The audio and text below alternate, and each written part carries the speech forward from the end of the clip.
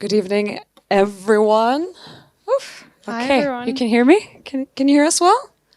Nice. Well, thank you for coming out at a gloomy Monday evening. You know, the weather's been not so encouraging or motivational, but we're here with Claire Maas, and Driift is an incredible company that I'm shamelessly a fangirl of, as you know, Claire. I've been following you guys since the inception. And can you tell us a little bit about what Driift is and also how it relates to ATC, which is another big name in the industry, and what it is that you guys do? Sure. Hi, everyone. So Drift started off as a mistake, as all good things happen. So it started off in lockdown. Obviously, the lockdown impacted the whole of the music industry, particularly ATC management, where the CEO and chairman worked. Were hit on two sides. ATC is a well-known management company. They manage Nick Cave and through a partnership Radiohead and a whole bunch of other acts. And they also have a big live agency that looks after about 100 artists across UK and Europe. And so a lot of the management acts are big touring acts. And then obviously the live agents were totally decimated by lockdown. So two of the partners of ATC, Rick Salmon, my CEO, and Brian Message, who's the chairman, decided to do something.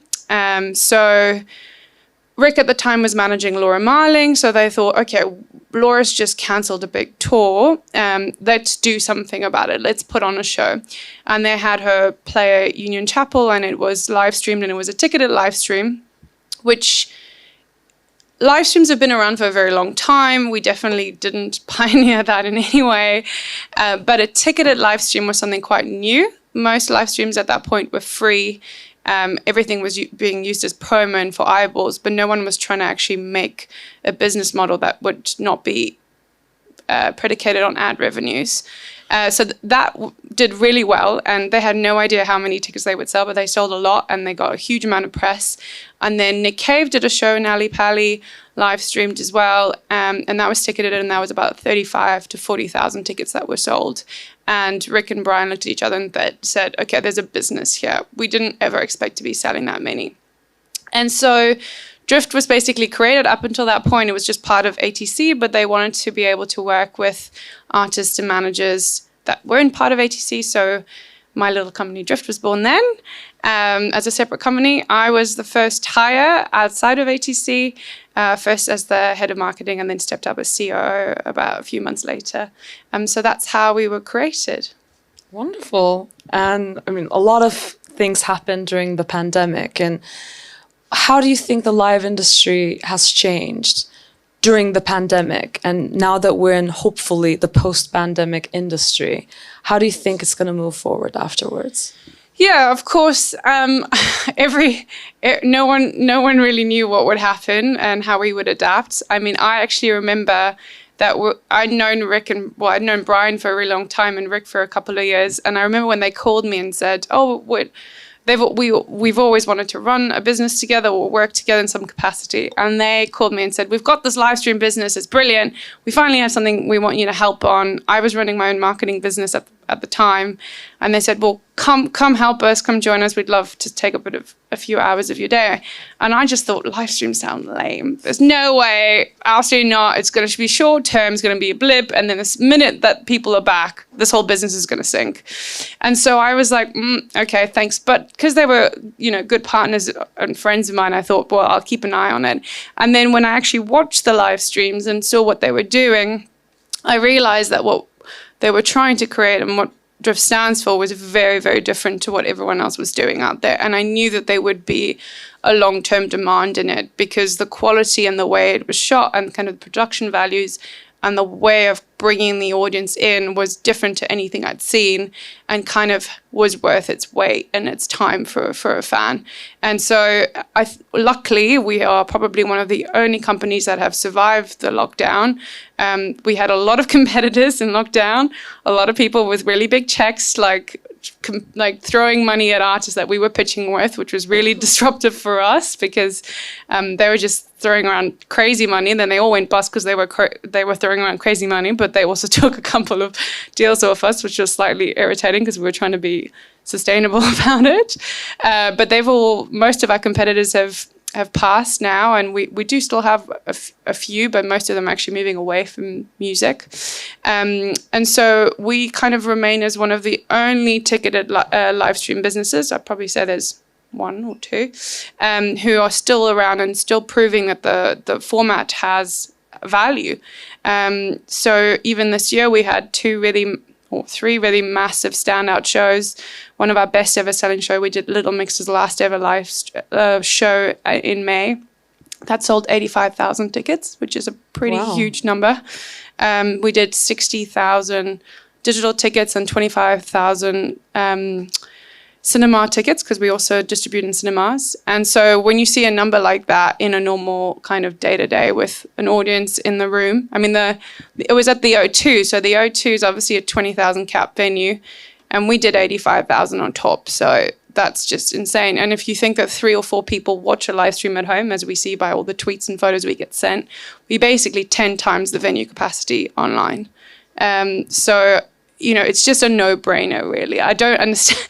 I don't know why it's so difficult to explain that you're reaching fans that you would never reach, either because they can't afford it, because our tickets are 10 to 15 pounds, so it's much more affordable, especially if you're splitting it with 2 or 3 friends or a family.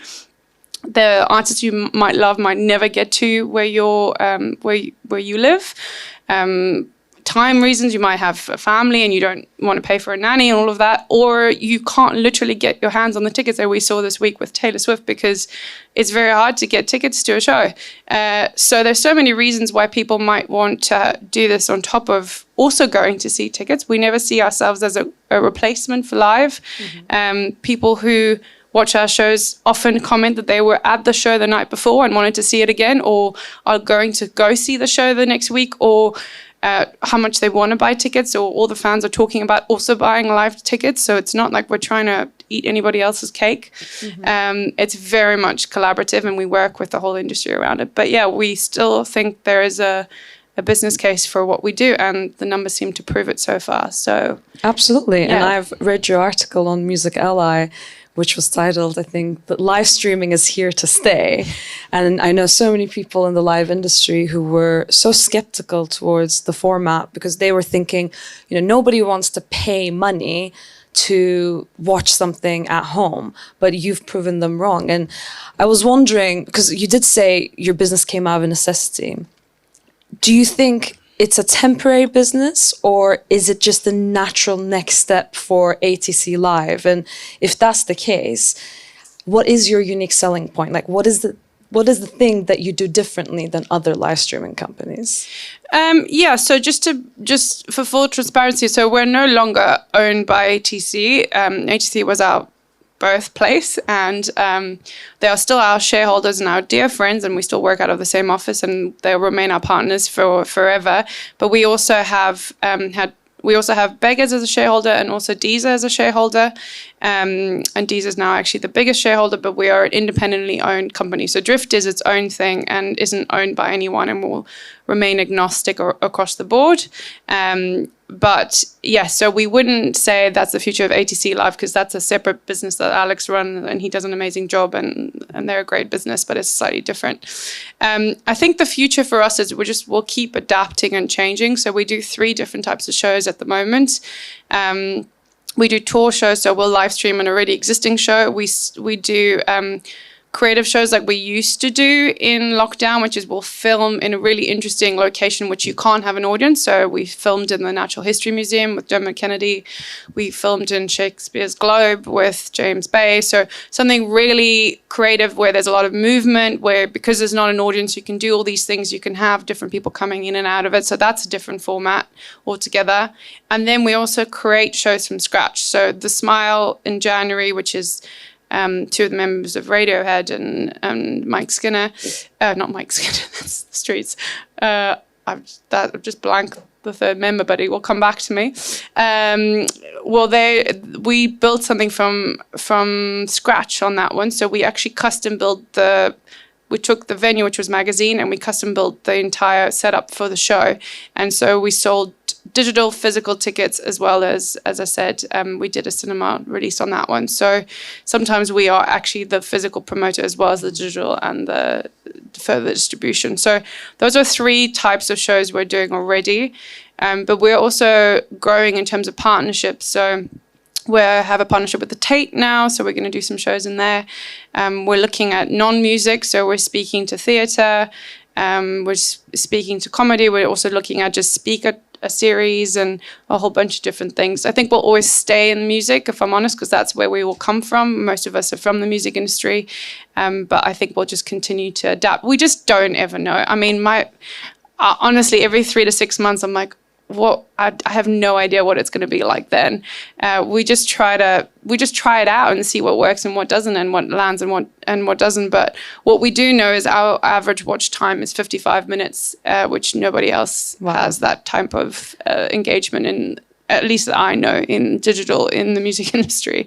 So that is why I keep doing my job, basically. That's incredibly impressive, because for me, I think it's the cinematography that you have, because I've seen some of your live streams, and I know that in your team you have people from BBC who are literally creating this incredible experience for people watching it, and it stands out from an artistic standpoint. And I know you've won a BAFTA for the Biffy Clyro live stream.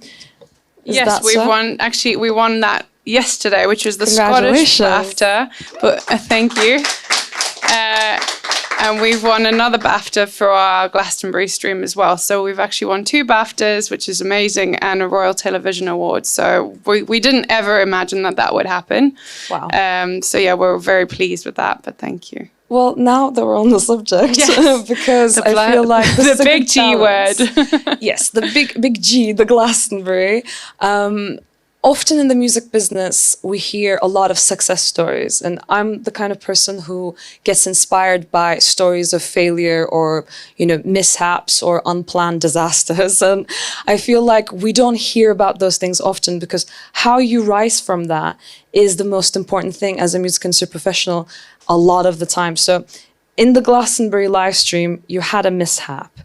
I was wondering if you could tell me a little bit about that and how you manage that crisis and what you've learned from it. Yes, it was, you were very kind to ask if you're allowed to ask that question, and I said wholeheartedly, yes, that's fine. I think it's still to this day the toughest day of my career, for sure, and it will always remain that. I hope, because if I top that, that's a bad day. But yes, so I'm very proud to say that we worked really hard to win the Glastonbury deal in 2021. Yeah, that's right. So a year ago in May, because Glastonbury wasn't happening, they wanted to do a live stream, and myself and Rick, the CEO, worked really hard on the pitch, and we couldn't believe we beat all these huge companies and this little startup, winning probably what must have been the biggest client. And we were going, and we did. We shot a beautiful film in Glastonbury. It kind of got out of hand how many artists there were. There were about 20 artists and 5 spoken word artists, and we shot it for a week across the whole farm. That one wasn't live. It was pre-recorded and then stitched together during the week before. I mean, we were filming up until the last night, so it was really kind of pulling the whole thing. And we created this monster 6-hour marathon of a live stream. It was incredible, and it won so many awards. It was kind of nothing. No one's ever seen anything like it. It's this kind of ridiculous. I mean, I still cry when I watch it. It's so beautiful. There's so many moments in there that I'm really proud of, and the way it came together is kind of like nothing we've ever made, and probably will never make again because it was really expensive. Stressful. But so everything was going as well as it can when you're doing a 10-day production, and it was raining for 10 days, and all of these moments happened, and we were kind of, there were lots of testing moments, mainly the rain, so much rain. And it's hard when you've got all these cameras and things, and anyway, but we got there and we were so happy, and we shot Coldplay the night before, and then we're all ready to go, and it'd been a stressful few months getting to it. And at this point, so this is how we're very different or how our birth was very different to all of the other live stream businesses. Most of our competitors were all tech businesses. So there are people who said, oh, live streams is sell a ticket, here's a platform, throw your content on. We came at it saying, well, it's great, but tech's handy, but the only thing that matters is the show is good. If the show is crap and your tech is good, like no one's going to watch it. So because we weren't engineers and we didn't come from a tech background, we wanted to just focus on making sure the marketing and the production was really shit hot. And we left the tech to other companies that already had it. So we used Ticketmaster, we used Dice, we used C-Tickets, whoever we needed to sell the tickets. And then we would redirect people to another platform that existed. That could have been Vimeo, YouTube, other kind of B2B companies you wouldn't have heard of, but we had loads of different ways to live stream our shows. This is before we had a platform. And so we had done a lot of research, found the partner we wanted for Glastonbury, which was supposed to be kind of the industry leading B2B business.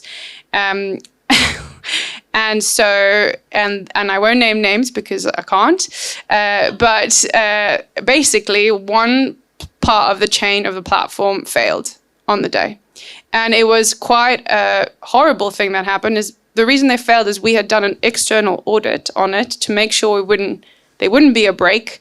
And they found a break and they asked the company to patch it up. And in patching it up, they broke it. And so because we were being extra safe, we had a tech fail, which is really difficult to digest. And so basically it was all fine before the show. We'd obviously tested it several times. And then the show started and about 10,000 people couldn't get in to watch the show. And it was basically like you hire a bodyguard or you hire a security system for a show to make sure no one will storm the venue, and then the people don't let anybody into the show. That's basically what happened.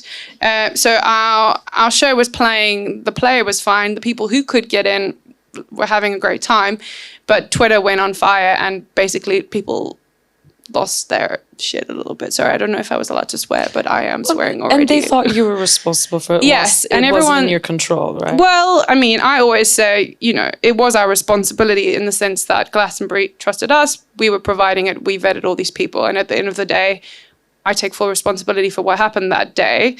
But it wasn't our tech fail. It was another company who we hired, and so that was a really difficult day.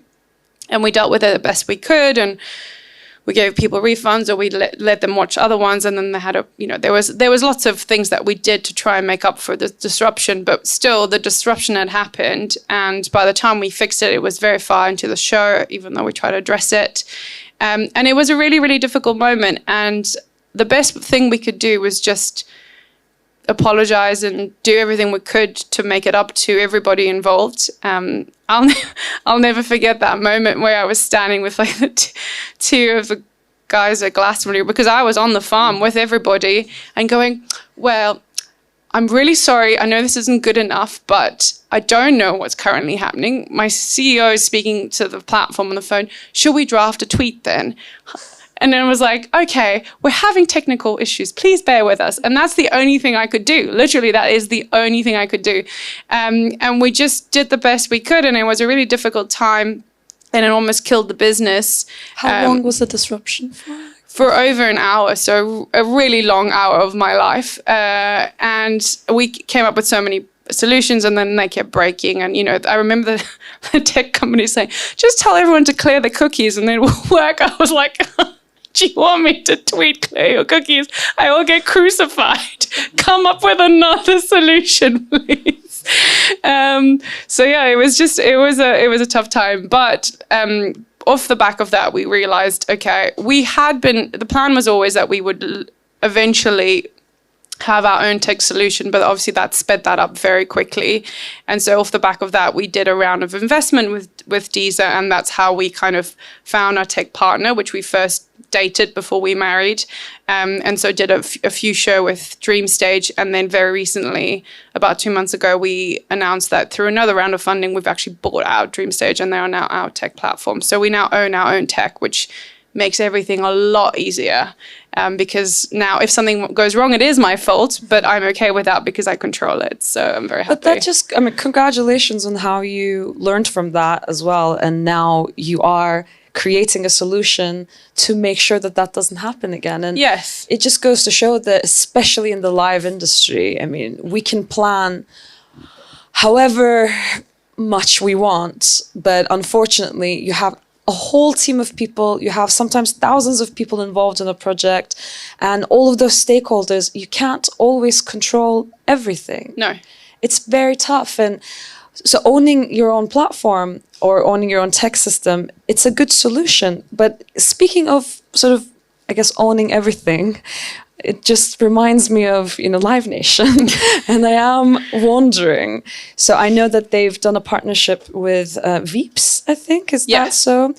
Is there a fear in the live streaming industry that, Live Nation is just going to go all guns blazing into the live streaming game and also going to monopolize that industry the same way that they've done with the live industry as a whole? I mean, yes, Veeps is probably our only remaining proper competitor, I would say.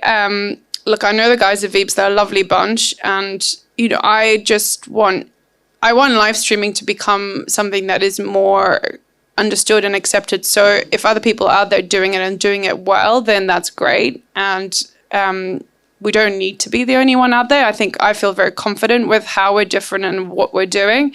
But, if we can be spreading a good experience for live streaming and a kind of a good standard of how it should look and feel for the fans to not feel like it's a waste of time, then that's great. I mean, honestly, our biggest competitors is actually Apple and Amazon and YouTube and people like that more than Veeps. And that's not really a competitor because you can compete with that, let's be real. But we are very different that they do it all for free. So all of their streams are promo. And we know them and we like all our partners and we speak to them and we tell them we can help them with their productions and all of that. So we're not trying to go for the same thing. But the problem with doing it as a free stream is your average watch time is not going to be 55 minutes. It's going to be a handful of minutes if you're lucky. And sure, probably it will look like it's 10 times more people, but what's the point? Like, you're there for a minute, you might watch it, you might be like, oh, that's okay. Is it memorable? No. Are you going to stream the artist long term? No. Are you going to become a fan? Unlikely. Like, I'm sure some people will enjoy it and stick around, but it's not quite doing the same thing. And there is always a space for promo. I come from label background. I used to run digital at Island Records. So, I played with all these partners, and there's, you should always do promo. It's very valuable. But again, it's a very different format, and we're not trying to eat their lunch either. It's a different thing. But I feel like there are so many companies who are constantly trying to pay artists with exposure, and they make money from ad revenue and then they don't properly pay artists. And I wanted to ask about the more technical aspect of what you're doing.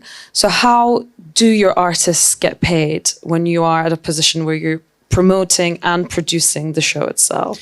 I mean, the artists get a really good deal. I keep thinking we need to make the deal less sweet so we can get a bit of a better balance on our side. We pay for everything. We take all the risk. We pay for all the production, the marketing, the licensing, the legals, everything. And then we split the profit share in the artist's favor, depending on the artist's risk, but very much leaning on the artist's favor. So they get the majority of the profits. Wow.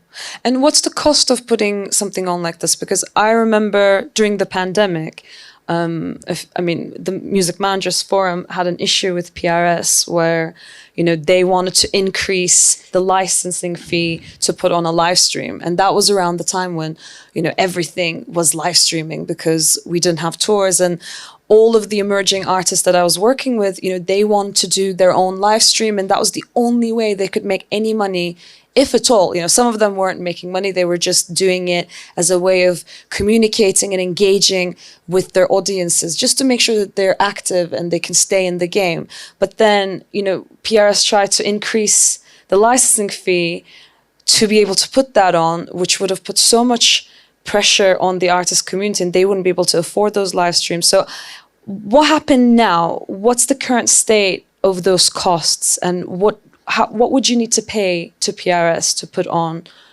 a live stream? Yeah, there was a lot of back and forth about PRS fees. Obviously, so you're streaming, so there is a PRS fee that needs to get paid to songwriters, and we're probably I believe we might be the only platform who's actually done a deal and signed a deal and paying over those fees, where a lot of our competitors, again, shouted up about how many views they got on things and then haven't paid PRS a cent, so none of the songwriters have been paid yet. We're very much have been on the forefront of trying to sort out the deal and make it fair for everyone and hand over the money. But there was a big argument about whether the fee should be based on a live percentage or a streaming percentage. Streaming percentage, like as in a digital streamer, like a Spotify or whatever it is, that the amount they need to hand over. And PRS argued it was more on the streaming side because that rate is about 3 times that of the live industry. And obviously us live streaming people were saying it's on the live side because it's 3 times lower. And the difference between us and Spotify is it's a one-off thing. We may have a VOD period of 48 hours, but you can't listen to whatever song you want whenever you want it. So we didn't really understand why we were supposed to pay the same as if you could listen to it as many times as you want a day. It's very much more like a live element where you're there, you listen to the set list, and then it's over. So we didn't really understand the justification for such a high fee. That being said, PRS have been very collaborative. We've come to a conclusion. They've been very good at helping us with the global reach because you have to license country by country, which if you're like us and you sell in over 185 countries, tickets in 185 countries, you would have to go and make 185 licensing deals, which is insane. So PRS have helped in trying to collect as much worldwide as they can and make that a little bit of a less difficult job for us. They haven't obviously covered the whole world, but they've done a great job. And so we've worked with them to do everything we can to pay songwriters wherever possible.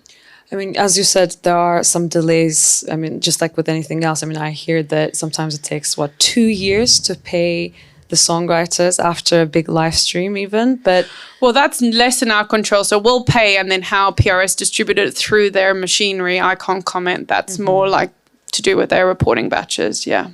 So it's not very straightforward, but I guess also I'm wondering the difference between a pre-recorded live stream and an actual live stream, because a lot of the time when we're watching a live stream show, and I've produced a live stream festival before and we've pre-recorded every single thing, and that made sense because we didn't have any technical issues on the day because it wasn't actually live. But, you know, can you comment on that? What is the difference between those two types of events and which one are you? Well, we've done both. We've always preferred live. I mean, even though you think after Glastonbury, you see that was pre-recorded, didn't help us. I love live. I love the mess up. I think it's part of the game. I think, you know, if someone makes a mistake, great. That's we're all human. We make mistakes. It's how you handle it. It's not whether you do it or not. I think live just feels much more electric. The artist tends to perform better for it. The fans feel like they're part of an event, and that's what we've always tried to do, is really eventicize the activation and build a 3-week campaign, which no one else really does as well. We invest a lot of money in the marketing assets and kind of building the story to this point. It just feels more real if it's grounded in something that's actually happening and everyone can kind of galvanize together. And now that we're doing mainly shows with audiences in it, it would just be weird to do it. Like, how are you going to announce that? We're going to live stream on the 9th of December, the show that's on the 7th of December. Like, that's just a confusing message. Like, I don't know. So for me, you just go live whenever you can. Obviously, there are technical reasons sometimes where you can't for a whole bunch of production reasons, or you might shoot some of it pre-recorded because you need the edit of some things, and most of it is live. We've done that before. But yeah, whenever you can, I think, go for it. And to follow up on that, what's a hybrid event and how did they work? So hybrid is a word that's bandied around quite a lot. So for example, PRS now call hybrid when you've got a VOD section, but most of the industry, I believe, call hybrid when you've got people, you've sold, like the Little Mix show. So you sold 20,000 tickets, the show is sold out, and then you live stream on top and you sell those tickets as well. So you're adding digital revenue to your physical revenue of tickets. Yeah. So on one hand, you do have a big show and there is a live audience, but on the other hand, you're also doing a live stream of it at the same time. Why wouldn't you? That's just revenue Brilliant. sitting there for no one to take. Like, there are people trying to give you money and you're just not taking it. Absolutely. And that happens all the time for us in the music industry. Having worked in the music industry in lots of different roles, we know that super fans, you just don't give them enough moments for them to hand over money to you. And we do that because we add another tentpole moment, which is great. So that's another moment where people are like, I do love this band or this artist, and I want to be part of this. That's why I think paying is the reason why the 55 minutes is there as well. There feels like there's an exchange, there's a value exchange, so you're going to get more attention. And the other thing is we sell another 30 to 40% of revenue on top of the ticket revenue in merchandise and album bundles. So we sell a truckload of merch or digital experiences. So it could be a Q&A or a VIP meetup or whatever it might be, or video or a meet and greet. And labels are always looking for ways to sell more merch and more albums. And again, it's just about getting them at the right transaction time. So they've already put in their credit card, they're already checking out. And the ticket is so cheap, so they might as well actually bundle up. Whereas when you're buying a £100 ticket, you're like, oh, I can't put that other £30 and, I can't take that other £30 for the hoodie because it's already cost me 100. But if it's cost you 12 or 15 pounds, you're much more likely to be bundling up then because it doesn't look so overwhelming. So we actually think there's a huge opportunity to really grow that as well. I mean, I'm surprised that, not everybody is doing it for every single show. I mean, I also think there's such a great atmosphere around showing in the live stream what the audience is doing in real time. Because we were speaking about Boiler Room upstairs, and I think the reason why their system worked so well is that when you watch their broadcasts, you see the people have the best time ever, right? You see the audience in that room, and when you're watching it and they're having a good time, it feels like you're there with them and you're sharing this experience. But going back to your competitive advantages, I mean, you've sold almost 700K tickets. Yeah, I mean, I should update that now on the website, which is one of my to-do. We're almost close to 1 million tickets sold, yeah. And over 190 countries, yeah. That's it. And you've done shows with Kylie Minogue, Laura Marling, Coldplay, Georgia Smith, Andrea Bocelli, Nick Cave. And I want to ask you, is there a cap to how many tickets you can sell to a live stream? Or is it just an endless number of people? As many as you want. We sold our biggest show is 125,000 tickets on Niall Horan. And your tech can basically handle that, even if it's millions of people. I mean, we've never sold 1 million. I'll call you when I sell 1 million tickets on one show, but I might be in the Bahamas having keep me having a posted. break. No, we're good. We're strong now. And you've mentioned that you had some investment from Deezer. I think it was £4 million, if I'm not mistaken. And what does that mean? What does that investment mean for a startup like the way you started? Does that go into your tech and your innovations or your team, or is this something that is a completely different thing? Does that bring you forward to a different status? Yeah, it was. I mean, technically, it was close to 7 mil, and 2-3 mils went on to paying the tech platform that we purchased. So it's another 4 million on top. That is mainly to do with wages for sure, but also production costs. So because, as I said, we actually put all the risk ourselves and we pay all the costs up front. It is possible for us to lose money on a show, and we don't want to be risk averse. We've always been very kind of put our neck out and tried some crazy things. Like I said, who does a 6-hour Glastonbury stream? Like, that's mental. So we do like to really go for it. We want the creative to always be the best it can be, and so that means taking risks. And we just want to be able to do that without worrying about the whole company coming down. If we say, okay, here's as a massive artist, we want to do this crazy production, let's throw $500,000 at it, we don't want to think, oh God, how are we going to pay the bills the next month? So it helps us with that. Well, you've also won the Artist and Manager Award for innovation. Well, that was a while ago, but yes. That was a while ago, but that's why I want to ask you, because I saw somebody who placed for the ABBA Voyage show, and they've built their own arena, and we were discussing how I think yesterday was the 180th show that they played as ABBA Voyage in that arena. I think tickets are almost sold out every night, and they have, 2 shows a day sometimes. And they're using holograms. They're using the hologram technology to bring the ABBA songs to the audiences. And what are the best innovations in the live industry currently, in your opinion? And what are the things that you as Driift would want to go into? Yeah, I mean, there's so much going on with these kind of things. I mean, the ABBA thing apparently is epic. I haven't been, but everyone says you should go. So I'm happy to hear that, that's all going really well. Everyone's going to ask about Web3 and metaverse and all of that, and roadblocks and, and I think I think it's great that people are exploring that. It's not where we're currently headed. We're really headed in making something look amazing and stimulating for an hour. I think with that new tech, it's really expensive for it to look good for an hour. Like, it looks great for a few minutes, and then you're like, okay, you look like a digital version of you singing.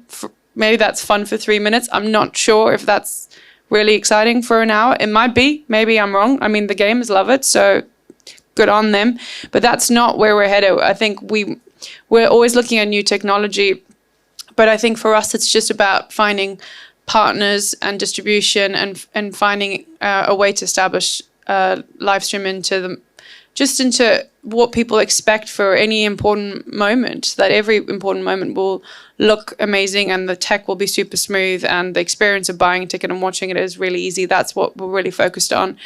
And I think that is maybe less sexy than innovation of saying, I'm going to make you into a 3D character and put you into a game, but that's where we are. I think other people will be doing that, but it's probably not. I mean, sure, Warner is doing the, entertainment park and the metaverse, and, if a really good virtual concert space becomes the new norm, I'm sure you would want to get in on that. Of course, and we would, and as I said, I used to be the head of digital at Island, and so there's always people asking me that innovation question.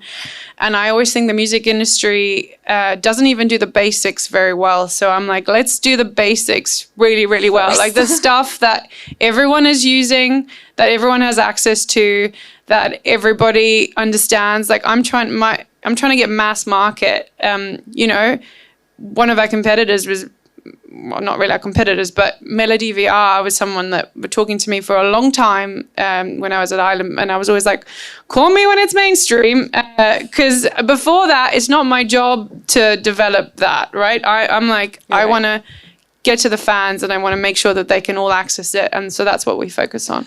Well, let me ask you a more personal question then, because you mentioned your career in Island Records. You also worked for Communion, and we were discussing upstairs that you also come from a corporate background where, you've studied finance, I think, and you worked for Procter & Gamble before going into the music industry.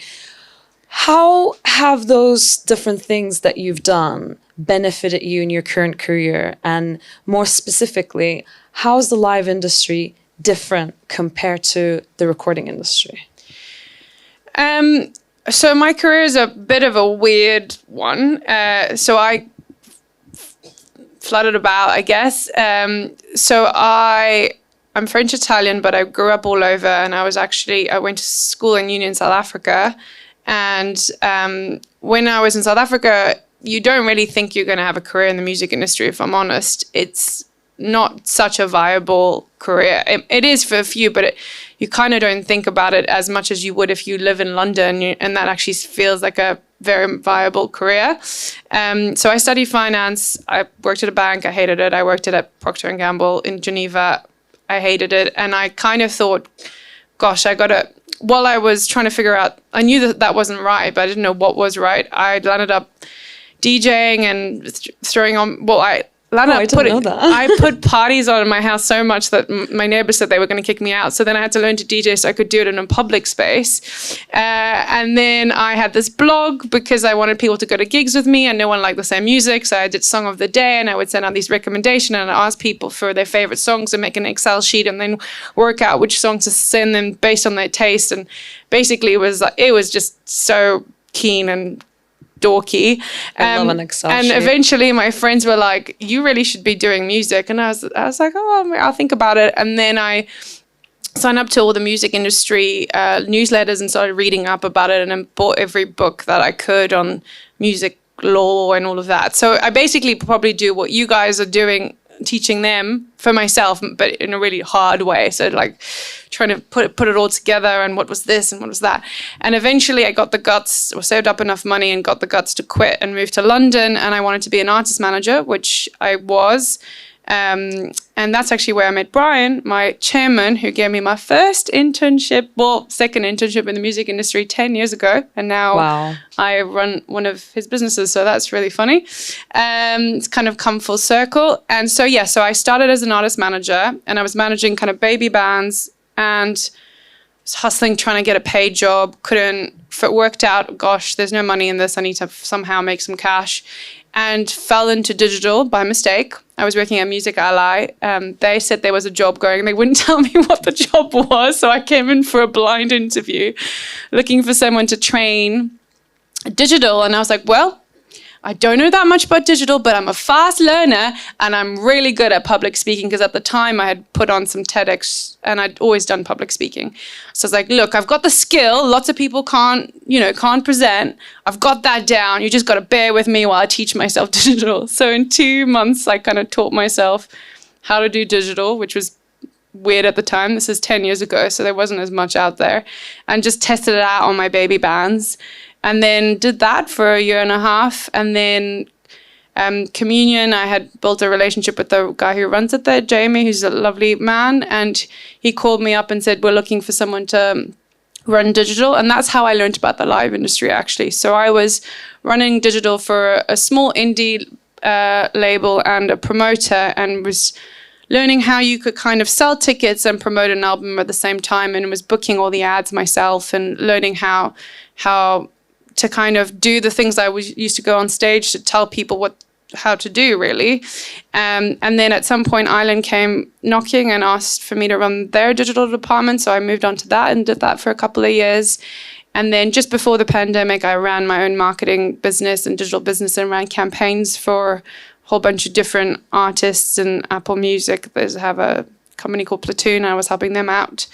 And then Rick called and the rest is history. So I've never planned any of the moves. I just was good at networking and keeping in touch with people I liked. And then somehow at the right time, always they came calling. And then at first I'm always like, no, I'm good. I'm happy here. And then I have an interesting conversation. I think, oh, actually, that sounds like fun. And I've just been really lucky, I guess. I've been at the right place at the right time, and I've been good at trying my luck. That's incredible, and I'm sure you've had many career highlights and you've had quite the journey. To me, it really reaffirms that it's never too late and the hustle never stops. But the hustle is real. The hustle never stops. Super real, but you can always change your career, if you wanted to. I mean, we all do that within the music business. I feel like a lot of us go into the music industry knowing that we want to work in music, but we're not quite sure what it is that we want to do in it. I'm still, experiencing that. All of my colleagues, they're still experiencing that, and they're changing their careers constantly because it's such an ever-changing, ever-growing business that you need to also keep up with those changes, right? But you talked about marketing, and you've also mentioned the Smile live stream. And I mean, I grew up listening to Radiohead, and I was so excited to see that. Was that one their first show ever as the new band? Well, there was 2 shows. Their first 2 shows were with us. So they were secret announced on Glastonbury. So they did the first ever performance at our Glastonbury live stream, and we announced that on the day. And that was the launch of them. And then we did they did one single at the start of January, and then they released a single right before the show. And then the first time you could ever listen to the album was by watching the live stream. And before it was out. That leads me to my question. Do you think live streaming is now becoming an important promo strategy for artists? Because maybe there will be some people here who might be considering doing a live stream, but I'd never thought of it as a launch event or a big promotional strategy around a release. So do you think that's becoming crucial now? I wouldn't say it's for up-and-coming artists in the sense that it's something you build up to. So what we use as a forecast for how many tickets we think you could sell is a variety of things, streaming numbers, social numbers, but it's very much ticket sales. So I would focus on building up your ticket sales first naturally. And then when you hit a certain level, then you can do a live stream, because live stream productions are quite expensive, at least if you do it well. So if you want to do a free live stream and the production quality is not great, that's okay, because you're not making people pay for it. But if you want to do a ticketed live stream, then I think it needs to look really good so that people don't pay and then feel disappointed. And that means you're looking at around 40, 50K to shoot it. And that's a fair chunk of tickets for you to be able to recoup 40, 50K. So you need to kind of build up to grow your fan base. So I wouldn't say it's like a launch pad. We're trying to do an emerging artist series which a brand could pay for so that it could kind of net out, and we feel really passionate about doing that. We've spoken to a couple of people. But before we could do that, basically the financials don't quite work unless you've kind of established yourself a little bit. So it's not as profitable for up-and-comers? No, I would say that's not where you would start. You get there at some point, but that's probably not what I would advise as a launch pad. Okay, well, I will do a Q&A, so please prepare your questions. You have such a wide range of experience in the music industry, so I'm sure there will be loads of questions that might be interesting to hear your opinion on. But my final thing to you is, what has been your favorite Driift live stream and why? Oh, gosh, it's like picking your children. Oh no. It's difficult. I don't know. There's two that stand out. Glastonbury, of course, because it's just mental. And Kano's performance in Glastonbury was one of those things that will go down in history. So he had built this, we paid a lot of money for this big floor that was all lit up. And obviously a lot of it was going to be shot on drone. And he had like a whole orchestra with him, and he was wearing only white, and they were all wearing white, and they had like string instruments that can't get wet and all of that. And it was bucketing down, like pouring rain. Classic UK. Pouring rain. And we were like, look, we've put up a tent, like there's a tent right there, like a massive tent that we paid a lot of money for. We're going to do the performance in the tent. And he was like, nope, we're going to do it outside. We're like, no, like the tent is there. It's all set up. And then we're like, absolutely not. We're doing it outside. So we shot it outside, and you can see it in the footage. Like, it's literally like, it's insane. And like, they all got up there. They all performed for, I think it was a 35, 40-minute set. Like, all getting drenched, but it has the energy of like nothing else I've seen. Like, it's absolutely incredible. There's a moment where he's like right in the camera's face, and you can just honestly, you can see the spit on the camera. Like, it's just incredible. It's just one of those moments that I still get chills when I watch it. Like, it's one of my favorite moments we've ever shot. Doesn't get more live than that. And it was just like, we were all like there with umbrellas, like, oh my God, I can't believe this is happening. Like, all the equipment just getting, we probably killed a couple of bits of equipment that night, but it was worth it. Like, it was just one of those moments. So that will go down in history. And then completely in a different breath of lane, we did an Andrea Bocelli stream in Italy, where we collaborated with the Cirque du Soleil old producer. So the creative was actually, there were like loads of dancers and performers inside the theater. And we had his daughter with him for the first time, and she was kind of guiding, because we were like, well, the man is blind. How are we going to have dancers around him? Like, we don't want them to knock each other out. So the daughter was kind of guiding him through the performance, and it was just like a beautiful moment, and you kind of really captured like a family tender moment. And she was, anyway, it was gorgeous. So that was really epic. And then another favorite one is the Dermot Kennedy one in the Natural History Museum, because they're performing with like a massive whale underneath above them, and then they walk around, and yeah, some stunning creative. Beautiful. And I guess now I have a new question just as a final one.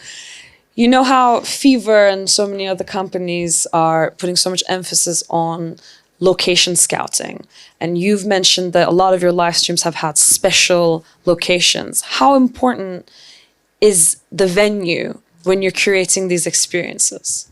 Well, when we were doing it without an audience, it was everything, because what we didn't want was to film people on stage in a black room that looked depressing.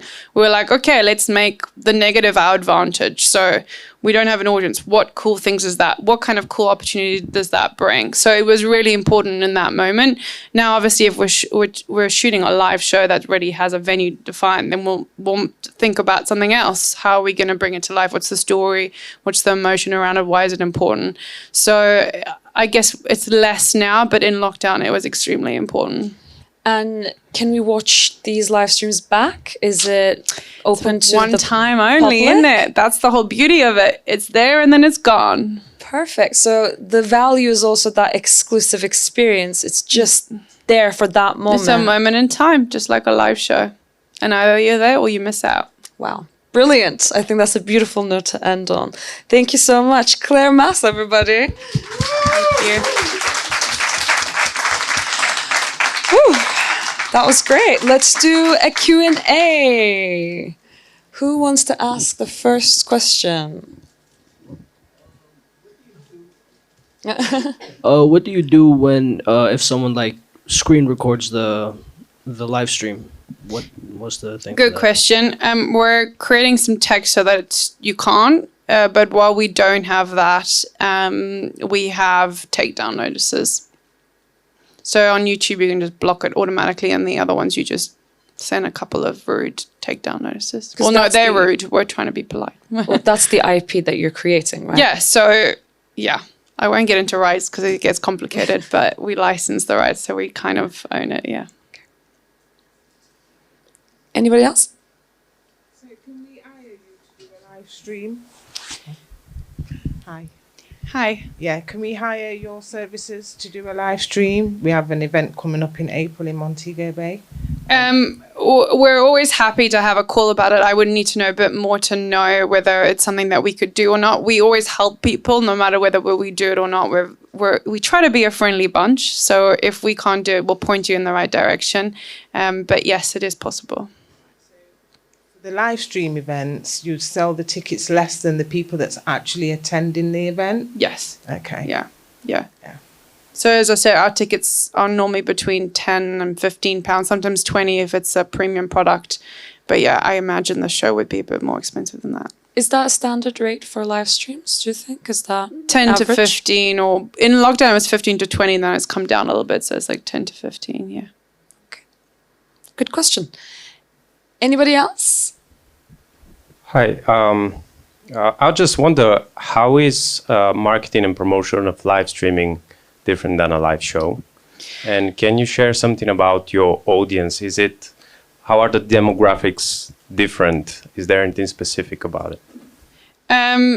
Yeah, all really good questions. So the marketing is probably the most important part, because once it's done, it's over. Like, if you don't capture the people, if the marketing isn't hot, if the show's incredible and they haven't watched it, since I said once it's done, it doesn't really help you. Like, great, you get all these reviews and everyone's like, wow, that was a sick show, but only 5 people saw it. It doesn't work.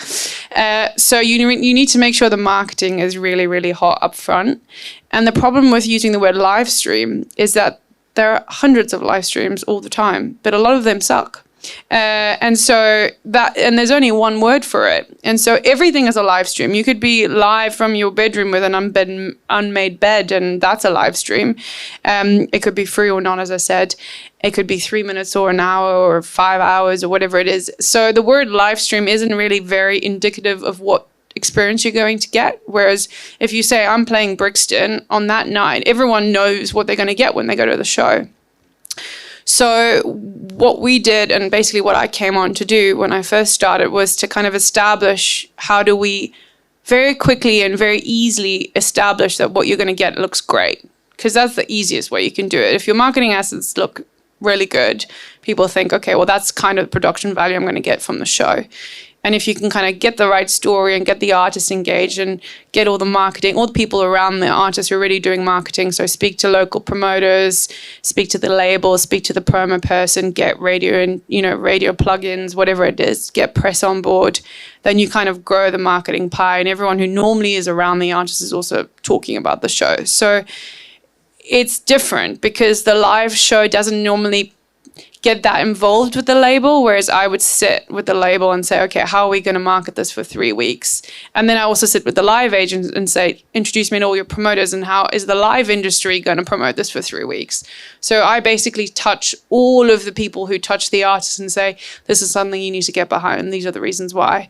So that's a slightly different thing than just putting a show on sale and hoping it sells out. I mean, obviously they do marketing as well, but also the difference would be that marketing a live show would be very local. So you might do obviously you do digital spend, but it would be very local based. And then you might do print or radio, very local. But I basically only do global spend.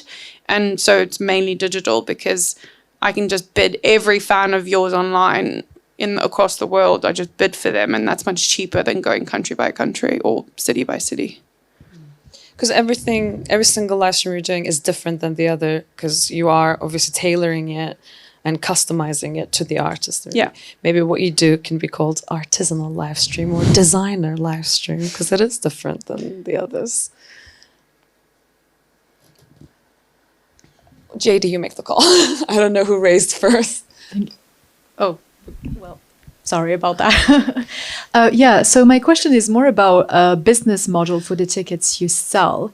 So I was just wondering if you guys are going to sell maybe like tickets for show by show, or if you guys are thinking of doing bundles of tickets. For example, let's say the fan pays an amount per month and he has access to several shows a month.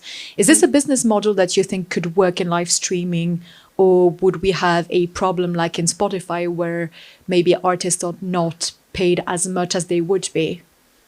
Yeah, good question. Bands in town tried to do a subscription live stream model in lockdown. I don't think it worked. I think, actually, I didn't answer the gentleman's question before about the demographics. The demographics are completely based on the artist demographics. So not our two biggest, but two of our very big shows was Andrea Bocelli, 70,000 tickets, very old audience. And then two of our really big ones was Niall Horan and Little Mix, very much young audience, very different digital footprint, extremely different user habits. And those were some of our most successful shows. So it's less about, we don't define the demographic, the artist does, and then it's about knowing how to tap into it.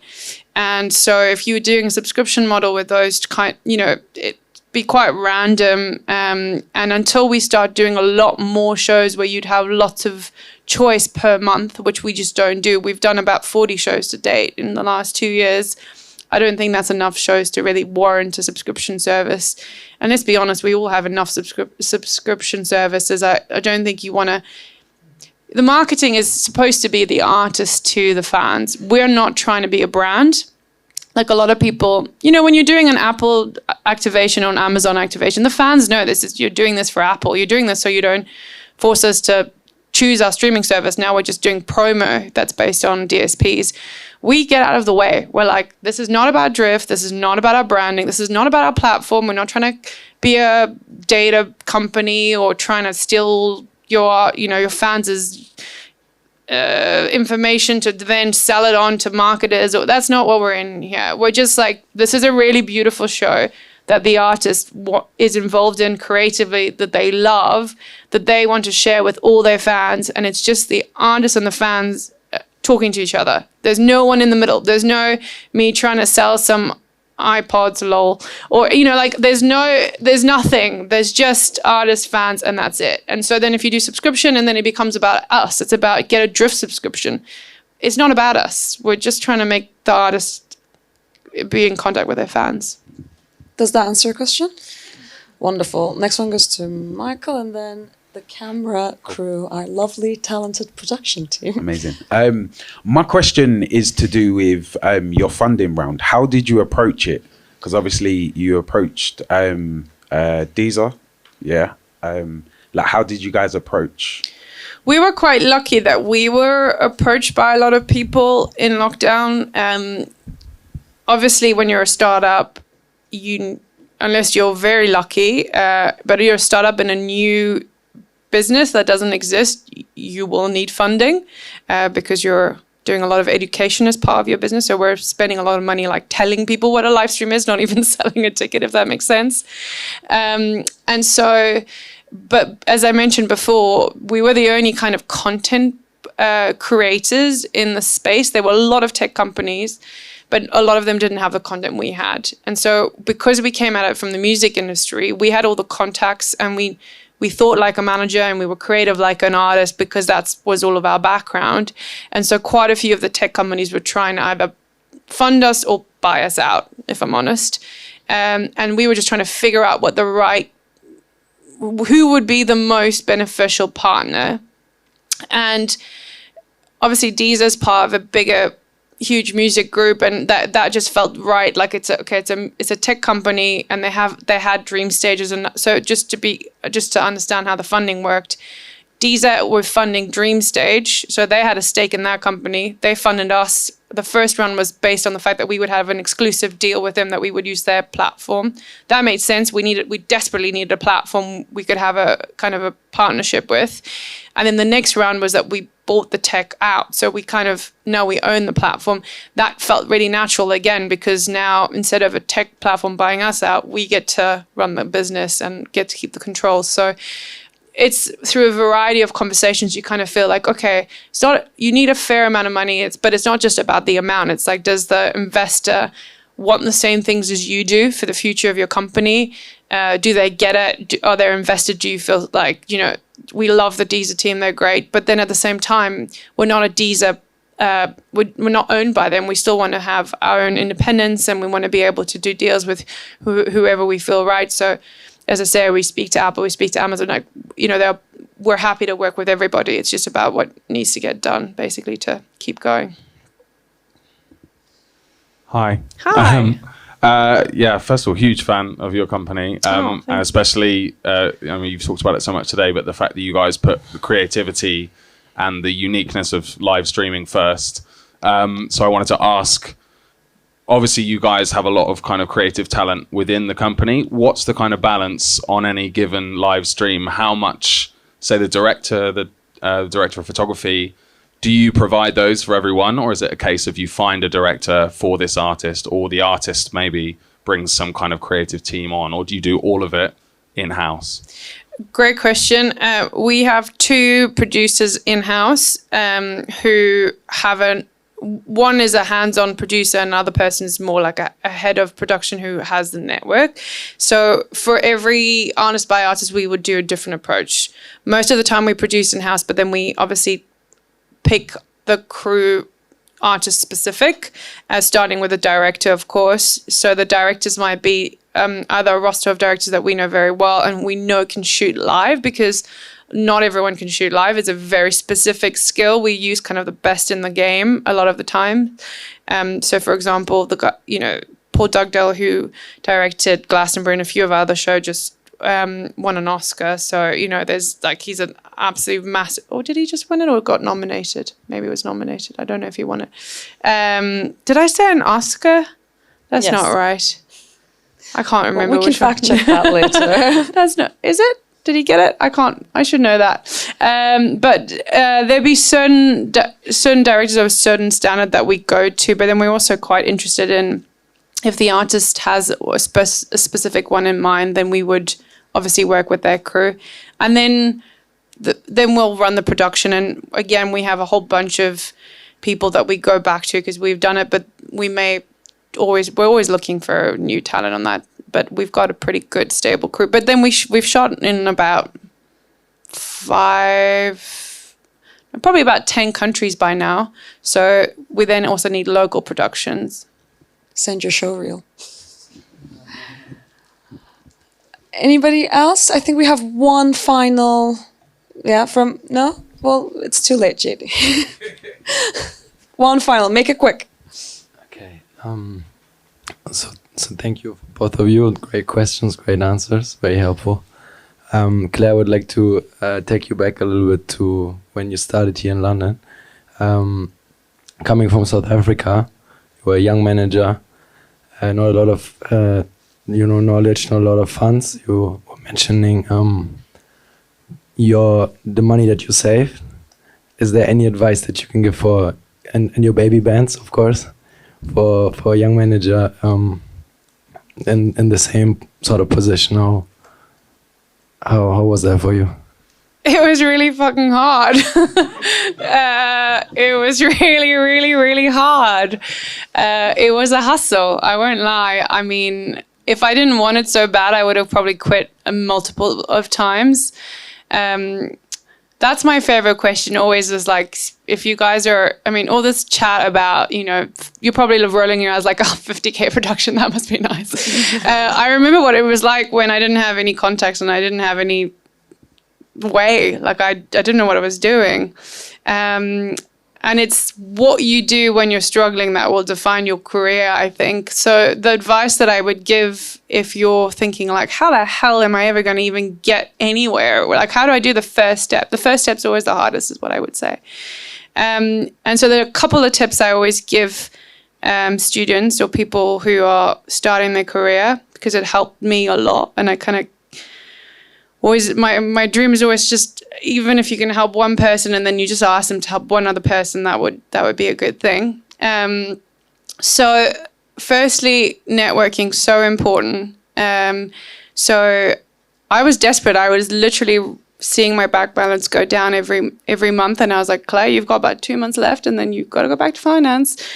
So the desperation of being like, I need to do this is a really, really good driver. So just lean into it and feel the hustle come, because when you need it bad, you're the best hustler. And then I think, so going to as many events, trying to reach out to as many people as you can is the best thing that will get you a long way. And I would say in terms of bucketing who those people are that you reach out, I would go 2 ways. I would obviously definitely hustle up. So look for people who can open some doors, but also hustle sideways. Don't disregard people who are on the same level as you, because those are friendships and relationships you make that will help you long term. So now people that I started out with at the beginning might have really, really handy, good jobs. And we have such a long-standing friendship that it's a different kind of call when you're making those calls. So I would say, just make, don't only go for the top. Also, don't go for the middle as much, because if you're trying to approach someone who's just one step higher than you and you're saying, can you do me a favor? Those guys have just about made it and they don't have any favors to give. They're like, mate, my favors are going to me. Or to the guy who's been speaking to me for 2 years. So I go all the way up. I would go all the way up top, like CEO level or up their level. Because those guys they're like cool now. They can help you out if they can. But the guys who've just got a little bit of air, they're like, hell no, mate. I'm just trying to keep alive here. Like, let me do my thing. So that's what I would suggest. I made, like, it depends how your brain works, but I had like an Excel sheet of every person I spoke to, when I spoke to them, when's the last time I hit them up, and every 3 to 6 months I would circle back and say, hey, just to let you know, when we spoke, I was doing this. Now I'm doing this. How are you doing? How's your business? La la la. So that, when I started, no one knew I was doing digital. But then when I got a lot of experience, I'd be like, oh, I did this and I did that. So then when someone needed a digital person, they would think of me, right? Because if I hadn't done that follow-up, then you can't assume people know what you're up to. So keeping that regular feedback loop and going for coffees with people or just sending them an email to let them know what you're up to is really, really good. And then make it easy for people to help you is probably the best tip, I would say. Do not make people work to help you. So if someone's saying, can you do me an intro to this person? I was taught to say, so let's say I meet someone and I was like, they'll say, oh, I could introduce you to Henry, then I'll go back and I would send an email saying, oh, so lovely to meet you. Thank you so much for your time. I would really love it if you could do that intro to Henry. Just to make it easier, here's an email. So I like write the email for them so they can just copy paste so that they don't have to be like, but you have to kind of test how much you want to write for them. You might not want to write, hi, little Henry, lovely. Like, you don't want to be overbearing. So I just say, here's a paragraph of what I'm about. So Claire's looking for this. She's done this. She's looking to the X, Y, Z. So I just try and make it easy for them to sell me instead of them going back and being like, what did she do again? And what was she about? And what did she tell me? Like, they don't have that headspace. You do. So that's really good. Like, make sure you help people help you. And another thing I would say is don't ask questions. Don't write emails where the easy answer is no. If you email someone and say, I'm looking for a job, it's probably like, and they don't have a job application, like they're not going to reply because they don't have one. So rather saying, I'm looking for a conversation about something is better than just like a straight out, I need a job. If you ever have one, let me know. You won't get a reply to that. So you want to have conversations first. And then probably this is the same advice as I would give to an artist as I would give to anyone trying to work in the music industry. Figure yourself out. What are the 3 things about you that make you great? Because if you don't know, no one else will know, right? So what are the 3 things that make you stand out? And explain why those things are. So I was always going to say my biggest sell was I'm really good at adapting to change. And my career proves that. But before my career proved it, it was my history, which is like I lived in 10 cities. I speak 3 languages. Like, those were things I would say when I was meeting people is, I know that digital is an ever-changing space. I'm really comfortable in change. These are the reasons why. Or as I would say, okay, I'm really good at communications. I used to train TEDx speakers, la, la, la. So I like explain, there's nothing like someone who's be like, I'd be a really great manager. And you're like, okay, have you ever managed anyone? No, but I think I'd be really good at leading. Like, don't say shit like that, right? Like, don't aim too high. Just aim realistic and humble and back up your stuff without trying to sound too pompous. There's nothing like someone who says, I think I could run X, Y, Z with nothing to back it up. So I think if you can do that, that's already quite a lot, and you'll stand out in that way. And do your research. Don't meet people and get them to tell you what they do. If you're going to meet someone, make sure you've known what they're up to. If they come from a certain industry, look up what the kind of current topics around that is. Read the music industry news so that you can talk about things that are happening and you can have kind of smart conversations. All of that really matters. Understand copyright vaguely. You got to understand copyright, guys. You're in a copyright business. If you don't understand how the rights work, you will either not stand out or you'll get screwed, or both. So you got to just understand the basics. What does a label what does a label contract look like? What does a distribution contract look like? What does a publishing contract look like? What does a promoter contract look like? Just basics. You don't need to know you don't need to know how exactly all the minutiae of it, but you just got to know, is it 80-20? Whose favor is it? Is it 50-50? What does recoupment mean? All of that stuff. I think you just got to know top lines. It's like 1 page. That's it. And then just be nice. That goes a long way. Being nice goes a long way. Don't be a dickhead is what I would give most people as advice. Don't burn any bridges. If someone's horrible to you, don't hit back. I wouldn't get walking all over, but it's a really small business and your reputation, everyone knows about it. And so even if something goes wrong or you try an internship and it doesn't quite work out, I would just say be graceful. Stand up for yourself, but bow out gracefully. Don't ever burn bridges. That is just not great. And then there's this beautiful, extremely difficult balance between charm and desperation. And it's like a really tough one. Like, it's like, how much can I hustle before I'm a total pain in the ass? And it's not an easy one. I have to say, it's not an easy one. So knowing when to take or no is also an art in itself. Like, people are busy, they want to help you, but don't take up too much of their time. Like, you want to just kind of keep it short and sharp and cute and charming and, but then you don't want to like spend 2 hours trying to get someone to help you. So knowing that kind of, you don't want to send a cake with their name on it to the office. Like I've had that happen to me. That was weird. So, there's just like that balance of like, how keen are you gonna, like, it's just, if you're not sure, ask a friend. They'll probably tell you, yeah, that's weird. Don't do that. Or get a better friend. I don't know. But just, there's just that balance of like, how much can you get away with it before it's annoying? And that is a tricky balance that is not easy to get at the beginning. But hopefully that was helpful. I don't know. I feel like that it was extremely helpful, as you can all see. I really hope my team took note of this final bit so that we can cut it for Instagram later. I feel like this was, the best content that we probably would have had. But thank you so much for such a candid interview, Claire. And, I absolutely agree with everything you just said there. We're still doing it. I'm still doing it. It never stops. So I think that those were some really incredible tips. And also for those of you who are managers, there's the MMF Accelerator Manager Program. I would highly recommend looking that up because that is an incredible opportunity for managers who are emerging as well. So thank you, and please stick around for the open mic and give another round of applause for Claire.